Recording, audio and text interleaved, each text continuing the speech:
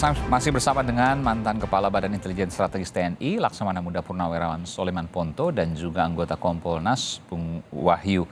Saya ke Pak Soleman dulu sebelum saya ke Bung Wahyu. Saya mendapat informasi kalau Anda meragukan bahwa terjadi tembak-menembak antara dua polisi di sini. Pak Soleman, betul demikian? Iya, jadi begini Pak Iman. Setelah 1 minggu ini hari keberapa? Hari 9 ya. Saya menunggu polisi ini memperlihatkan mana ini si Eliezer ini. Tapi kok sampai hari ini tidak ada kabar berita tentang Eliezer. Malah yang semakin gencar itu adalah dimunculkan adalah pelecehan seksual. Nah, dari sini saya merenung kembali, akhirnya saya mendapatkan fakta lagi. Bahwa fakta yang ada yang bisa kita lihat bersama, itu hanya matinya saudara J. Hanya itu aja yang matinya. Oke. Tembak-menembak ini tidak ada, buktinya belum ada tembak-menembak yang bisa kita lihat bersama. Itu hanya diceritain oleh tadi, kalau saya lihat sama Kapolres. Itu hanya ceritanya Kapolres, tapi faktanya mana? Tersangkanya belum ada, orangnya mana? Biasa. Ini di luar kebiasaan polisi. Biasanya polisi kalau tembak-menembak sangat cepat. Ini loh pelakunya, ini muncul. Oh, jadi logika Anda, iya, ketika kemudian ada tembak-menembak, maka tetapkan tersangka dulu, soal nanti darurat, overmark, atau noteware belakangan. Nah, dari sini saya ragu, apakah ada benar penembakan ini? Karena faktanya itu hanya orang ini mati. Penembakan itu belum ada, kita belum lihat. Itu hanya disampaikan oleh Kapolres dan lain-lain. Tapi fakta yang selain polisi melihat tembak-menembak itu belum ada satupun melihat. CCTV yang melihat pun mati CCTV-nya. Kapolres bilang CCTV itu 2 minggu sudah dicabut. Ternyata kemarin beritanya 1 hari setelah penembakan. Nah, ini membuat saya ragu, apa benar ada penembakan ini? Karena polisi sendiri saya lihat ragu untuk menekankan di sini. Tetapi yang ditekankan itu adalah pelecehan seksual. Nah, ini yang membuat buktinya sampai hari ini kan belum ada, ini sudah hari keberapa. Ini di luar kebiasaan polisi. Ini menurut Anda janggal sekali, itu yang Anda mau sampaikan. Sangat janggal. Itu yang saya bilang, ini di luar kebiasaan polisi. Polisi selama ini, sangat cepat sekali kalau pembunuhan. Apalagi kalau sudah ada yang namanya otopsi, itu sangat cepat. Tapi sekarang kok enggak. Malah kecenderungan itu tidak berbicara tentang penembakan. Tapi kecenderungannya berbicara tentang seksual. Kan itu. Baik, saya ke Pak Wahyu dulu. Pak Wahyu, sebelum bertanya soal tadi tembak-menembak tadi, saya ingin tanya dulu. Otopsi sudah dilakukan belum sih terhadap Brigadir Yosua? Otopsi oleh pihak Polri sudah, tetapi belum dibuka ke kita ke tim. Oke, baik. Jadi sudah ya Pak, saya konfirmasi Pak. Jadi Brigadir Yosua sudah diotopsi ya? Informasi begitu, tetapi Kompolnas belum melihat hasilnya, belum menerima hasilnya. Kita belum bisa bicara banyak soal itu, Mas. Artinya relevan dong apa yang disampaikan oleh Pak Ponto. Otopsi sudah ada, tapi tidak pernah kemudian disampaikan hasilnya. Lalu kemudian soal tembak-menembak tadi juga belum ada hasil yang signifikan. Padahal ketika ada proses tembak-menembak di suatu daerah misalnya, antara satu kriminal dengan kriminal yang lain misalnya ya, itu cepat sekali. Tapi yang kali ini kan agak lambat. Bukan agak lambat, bahkan belum diumumkan. Ada apa? Satu jalan begini Pak Mas Aiman. Jadi setelah kami dilibatkan dalam tim ini, kami kan memang harus mengawal.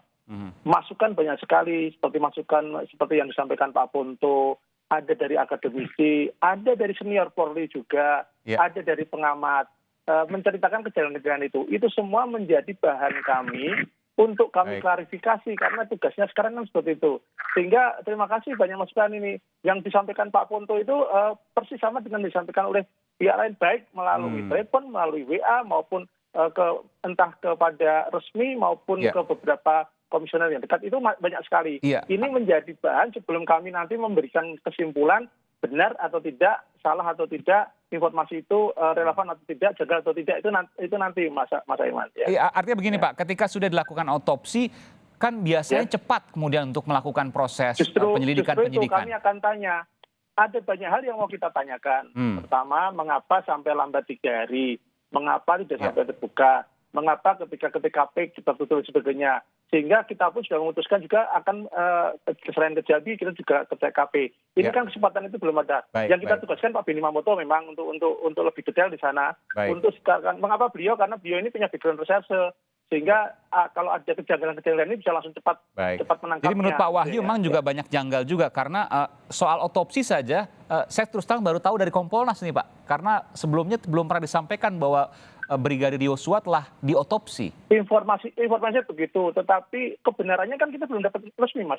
Kalau sudah secara resmi kan kita kan dapat informasi resmi, itu kan belum kita terima. Karena itulah kita nggak berani menyatakan secara faktual, karena institusi dalam ini Kompolnas kan harus secara resmi menerima data itu. Baik. Ya. Terakhir karena Pak. Begini, mungkin ya, silakan. Mungkin saya menjelaskan ya. Sesuai dengan arahan dari Pak Mahfud MD, Prof. Mahfud selaku ketua, beliau pesan ke kita, kumpulkan fakta, data, analisis dengan scientific crime investigation, kemudian logika-logika yang tidak masuk akal itu kita analisis secara benar. Sehingga yang sekarang kita lakukan adalah mengumpulkan fakta dulu. Ketika cerita-cerita, asumsi, dengan berbagai versi, itu masuk banyak sekali. Dan itu akan kita analisa dengan nanti fakta yang ada, dengan data yang ada, dengan relevansi yang masuk akal. Ya. Baik. Jadi tadi disebutkan juga Pak Mahfud juga mengatakan bahwa banyak logika-logika yang tidak masuk akal. Ya. Dan kami ditugaskan untuk menganalisis itu ya. Baik. Terakhir Pak Ponto tadi sudah disebutkan ternyata sudah dilakukan otopsi. Silakan Pak Ponto. Ya, itu kan saya pakai apa yang dikatakan oleh Kapolres bahwa itu sudah diotopsi. Jadi mau tidak mau saya harus mempercayai itu. Tapi lagi-lagi berarti kalau disampaikan tadi saya sependapat, kalau Kompolnas belum melihat, apalagi saya ya belum melihat lah. Berarti yang kita tahu sekarang makin jelas bahwa ada orang mati yang sudah dikuburkan. Baru sampai di situ. Betul. Nah lalu berarti ini meragukan lagi keberadaan tembak-menembak. Kalau Kompolnas ada sudah meragukan, oke, saya belum terima. Ini ada makin memperkuat logika saya. Iya betul. Biasanya pun kalau saat ini sudah diotopsi ada foto-foto yang kemudian disampaikan ketika konferensi pers dari hasil otopsi itu sebagian. Lalu kemudian pistolnya dipamerkan, lalu kemudian pelurunya mungkin juga dipamerkan, proyektil dan lain sebagainya. Tapi ini kemudian semua tidak dilakukan. Itu tentu menjadi pertanyaan besar. Ya betul. Karena Kapolres saat itu sangat yakin menyampaikan itu. Nah, sekarang kalau Kompolnas saya sudah tidak yakin, saya belum terima. Artinya tidak yakin ada itu. Apalagi saya. Artinya lebih tidak yakin akhirnya jadinya. Berarti itu belum dijalankan barangkali otopsinya, sudah dikuburkan ya orang. Tapi yang jelas barangkali di situ tembak-menembak itu juga belum tentu ada barangkali ya. Karena sudah baik. Tentu ini ada banyak sekali spekulasi. Tentu kita menunggu. Ya. Seperti ini. Kita menunggu nanti dari tim khusus Polri yang juga kemudian bekerja paralel. Di luar ada Komnas HAM juga yang bekerja. Kemudian Kompolnas juga bekerja juga untuk menyelidiki hal ini.